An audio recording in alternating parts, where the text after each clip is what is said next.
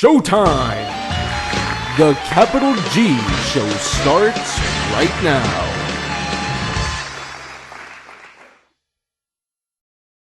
What's up YouTube, Capital G here. We're talking flim-flammers, sneaky devils, and players who have become infamous because of their devious and some might say deceitful ways. How's that line go again? If you ain't cheating, you ain't trying. Well, in light of recent events, I've decided to list the biggest instances where a player was alleged to have cheated or broken some form of rule in Yu-Gi-Oh, or where a player did something that was generally frowned upon by the community. Without further ado, this is the top 10 players who allegedly cheated or screwed the rules, the Yu-Gi-Oh hierarchy. Number 10, Nazir Sahan, banned for gambling at Nationals, confirmed by Nazir himself to me.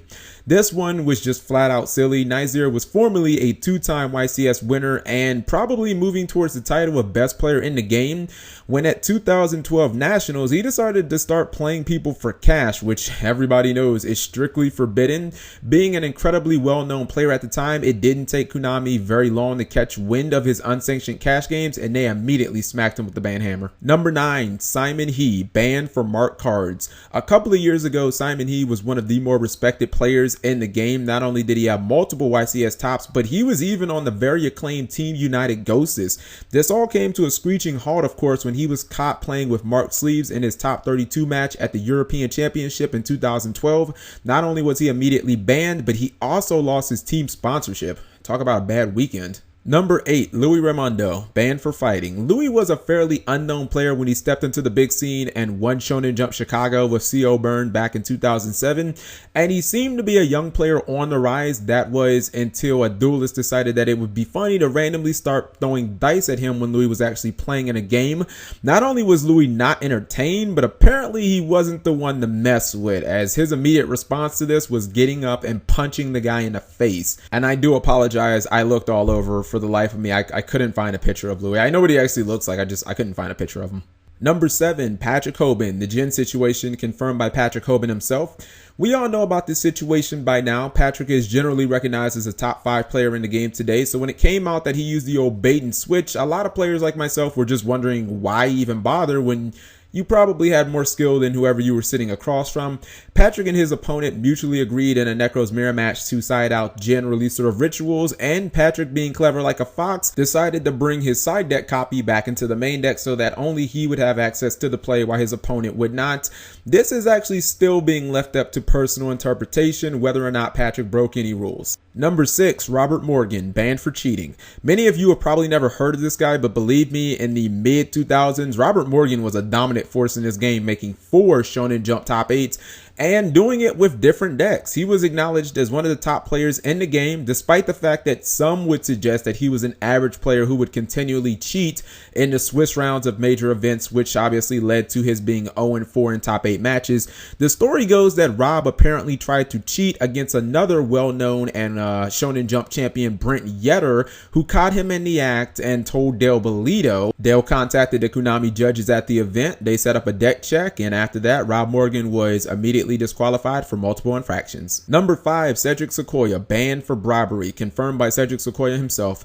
This one was more sad and stupid than anything. Cedric was a really good, accomplished player who had already won a Shonen Jump championship, and apparently all the skill in the world wasn't enough to make someone actually play against an FTK deck. Cedric was set to face off against the dreaded Shadow Priestess of Ohm FTK when he decided to offer his opponent compensation to simply scoop away the match, and his opponent told the Konami staff. Cedric confessed and took his 2 years like a man. Number 4, Eman Ganene, banned for stacking Crush Card Virus.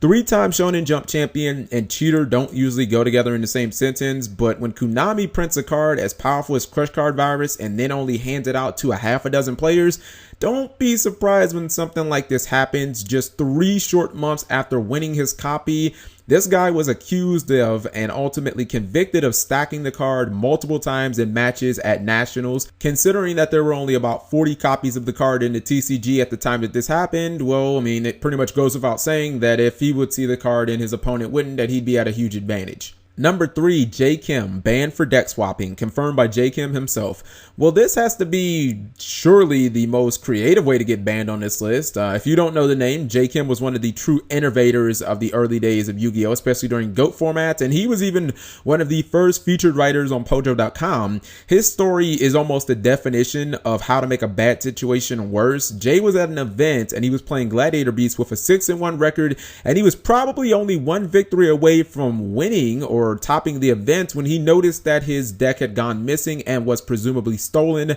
Rather than actually dropping from the tournament, he decided to attempt to play the next match using his friend's X-Saber deck. This was, of course, a really bad idea, as the head judge declared this a violation of tournament integrity, and Konami banned him for 2 years. Number 2, Roy St Clair, banned for cheating, confirmed by Roy St Clair himself.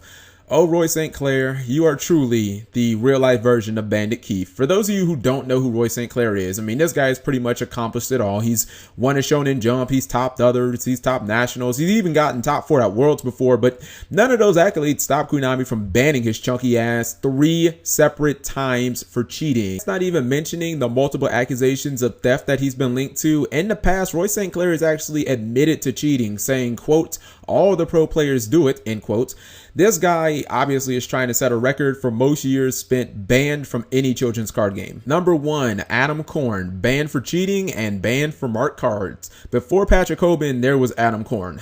For those of you guys who don't know, this guy was a freaking legend. He was basically like Yugi Moto, but in real life. He once went on a streak that involved topping 13 Shonen Jumps in a row, which, I mean, such a feat immediately brought about some speculation of cheating, which was ultimately confirmed by Konami when they sentenced him to a 2-year ban in 2011. And then in his first premier event back, he was immediately disqualified from that event for having marked sleeves at YCS San Mateo and given another 2-year ban.